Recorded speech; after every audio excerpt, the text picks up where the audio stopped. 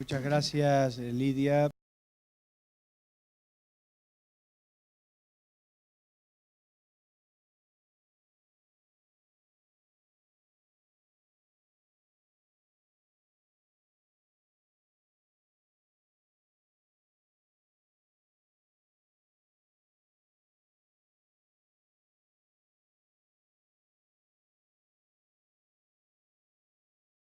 Por haber, en primer lugar, mantenido casi de forma matemática el plazo que te habíamos concedido y además porque has planteado justamente lo que sería el panorama general de la situación de lo que es la justicia universal o cómo está la justicia universal en este momento. Creo que es importante resaltar los aspectos que tú has apuntado en relación con los tribunales internacionales, en particular con el asunto del Tribunal Internacional de Justicia en el asunto Senegal sobre la tortura. Me parece básico para tenerlo en cuenta. Y luego otro dato también que es de alguna manera alarmante, digamos, la situación que en España todavía no hemos tomado conciencia de lo importante que es este instrumento jurídico que es la justicia internacional. A continuación, y siguiendo justamente el hilo de esta misma exposición, Alicia Moreno Pérez tiene la palabra. Muchas gracias. ¿Se oye bien ya? Sí.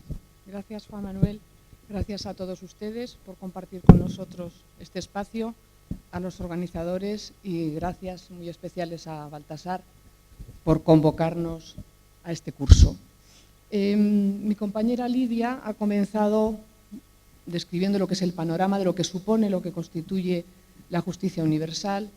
Nosotros lo vamos a aterrizar a la situación española tal como o cuál ha sido la evolución de la justicia universal en España desde el punto de vista de lo que es el título de nuestra mesa, es sobre si la jurisdicción universal en España es una cuestión política o una cuestión jurídica.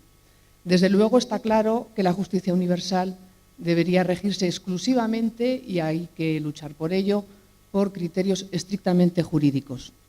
Sin embargo, la propia evolución de la aplicación de ese principio en España lo que demuestra son precisamente lo contrario, cómo ha debido combatir lo jurídico con las intromisiones políticas y cómo ha ido evolucionando la aplicación de ese principio en España en función de esas intromisiones que son las que vamos a analizar. Lo que está claro es que a partir de lo que decía mi compañera, efectivamente la justicia universal se demuestra como un mecanismo altamente eficaz para combatir la impunidad de los crímenes más graves que conciernen a toda la comunidad internacional. Se ha demostrado como un mecanismo eficaz para, como ejemplo ante otros estados, ante otros tribunales, para que sigan esa misma senda, para proteger más y mejor a las víctimas y darles voz y para, en definitiva, llevar a los estados que la aplican los estándares básicos del derecho internacional.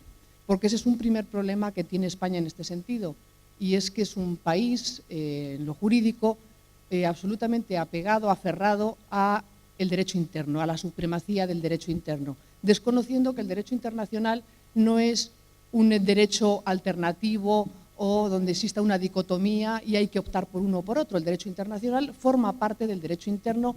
Los tribunales, los estados tienen compromisos internacionales a partir de los convenios y tratados que firman, y el derecho internacional hay que aplicarlo, está ahí, hay que aplicarlo sin miedo. Esa labor, como luego vamos a ver, corresponde sobre todo a los jueces, a los gobiernos corresponde aplicar los tratados, pero a quienes corresponde aplicar el derecho es a los jueces y veremos cómo lo están aplicando. En definitiva, la justicia universal, precisamente porque se basa en principios de derecho internacional, permite en un país como España, donde la formación en derecho internacional es nula para todos los operadores jurídicos, jueces, fiscales, abogados, permite expandir este derecho, permite un mejor conocimiento y permite aplicarlo en mejor medida que en los procedimientos ordinarios de los que conocen habitualmente los tribunales. En justicia universal, España, lo cierto es que fue un país pionero en el mundo mundial, desde el año 98, con la detención por un juez español que nos acompaña de la orden de detención de Augusto Pinochet. Hay un antes y un después para la justicia universal a partir de ese hito, que coincidió además en el año 98 con la aprobación del Estatuto de Roma de la Corte Penal Internacional.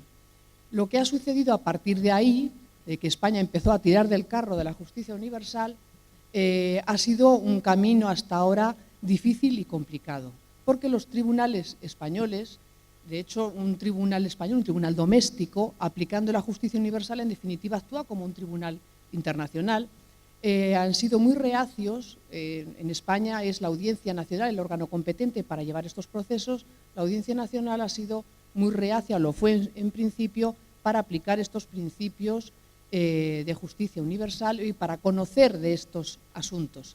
Lo mismo sucedió con el Tribunal Supremo, y hasta que en el año 2005 una sentencia en el caso Guatemala puso un poco de orden en cuanto que aclaró que la justicia universal, por lo menos hasta ese momento en España, tenía carácter absoluto. Es decir, que los jueces españoles podían conocer sin problemas de una denuncia por hechos cometidos en cualquier país del mundo, cualquiera que fuera el perpetrador, aunque no hubiera víctimas españolas y aunque no estuvieran a su disposición los acusados. Lo que ha sucedido después es que precisamente por esas injerencias políticas el camino ha sido bastante tortuoso, y es lo que vamos a ver ahora. Los jueces no lo han tenido fácil y realmente son pocos los que han impulsado esa línea, y los demás han venido obligados, el Tribunal Supremo, por ejemplo, por lo que estableció en su día el Tribunal Constitucional en el caso Guatemala.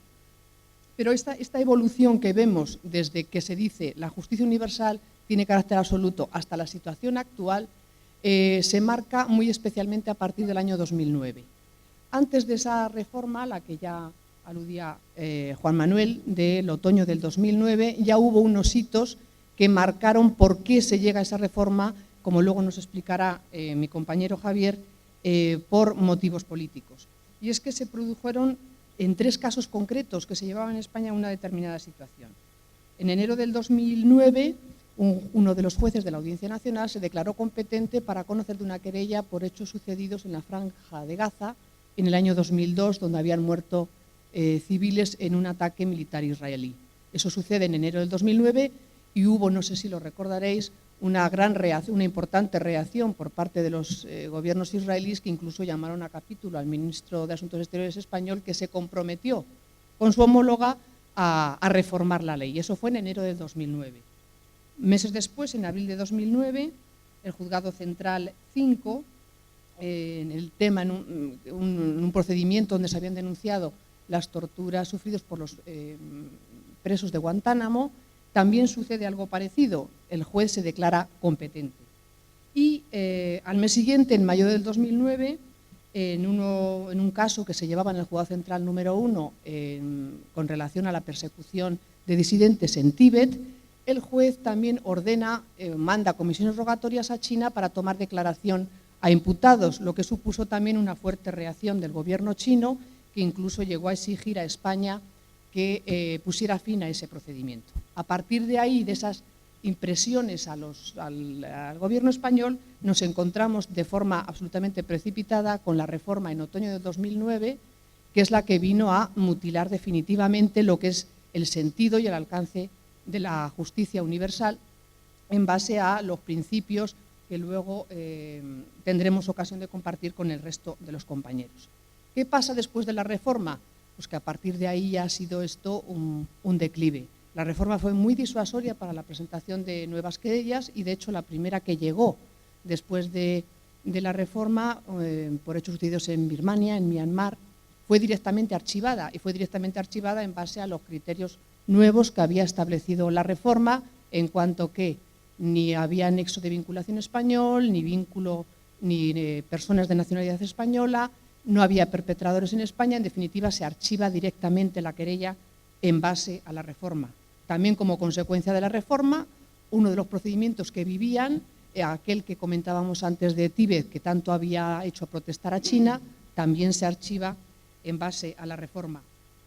También se archiva otro procedimiento que se llamaba, por el caso conocido como Operación de Plomo Fundido, también por hechos denunciados sucedidos en la Franja de Gaza como consecuencia de un ataque israelí a la población civil por las mismas razones, por la reforma. Eso sucedió en enero de 2011. Eso es lo que está pasando desde que se aprobó la reforma de justicia universal en España. Pero la mayoría de los archivos que se están produciendo son consecuencia de otra coletilla que traía la reforma, y es lo que llamaban la regla de la subsidiariedad, cuando dice la ley que, en todo caso, los tribunales españoles no podrán conocer de estos asuntos cuando en otro tribunal competente o en un tribunal internacional se esté llevando otro proceso por los mismos hechos. A partir de esta regla estamos conociendo ya algún archivo. El caso es que esta regla, que aunque la llaman subsidiariedad, en realidad los jueces españoles lo que están hablando es de lo que llamamos litispendencia, es decir, se supone que es que hay otro proceso en otro país. Pero bueno, ellos lo aplican como regla de subsidiariedad. Ya se aplicó en el caso Cavallo, no sé si lo recordarán, todo esto es antes de la reforma. Este hombre iba a ser juzgado en España, pero como en Argentina había ya un proceso abierto, en este caso sí, por los mismos hechos, fue extraditado sin ser juzgado en base a esta regla, que todavía no había sido incluida en la reforma. En junio del 2009 también esto motivó el archivo de uno de los asuntos de Gaza por entender este criterio de que en Israel se estaba llevando a cabo, se supone, una investigación por estos hechos. Y ya como consecuencia directa de la reforma, este es el criterio que se ha aplicado y ha sido confirmado muy recientemente en marzo del 2012 por la Sala de lo Penal de la Audiencia Nacional en uno de los casos de Guantánamo, el conocido como el entramado jurídico de Guantánamo, donde se había denunciado a los juristas que habían diseñado la ingeniería jurídica que permitió que Guantánamo fuera como fuese y perviviese. En base a este criterio nos dice, como es el último caso, el más reciente y el que parece que es el que va a marcar la línea a partir de ahora para los jueces, eso nos tememos, la cuestión es que ahí se dice el tribunal, dice el juez primero y luego la sala confirmando su decisión, que está claro, se dice ahí, que la justicia israelí está llevando a cabo una investigación. La justicia, de Estados Unidos está llevando a cabo una investigación.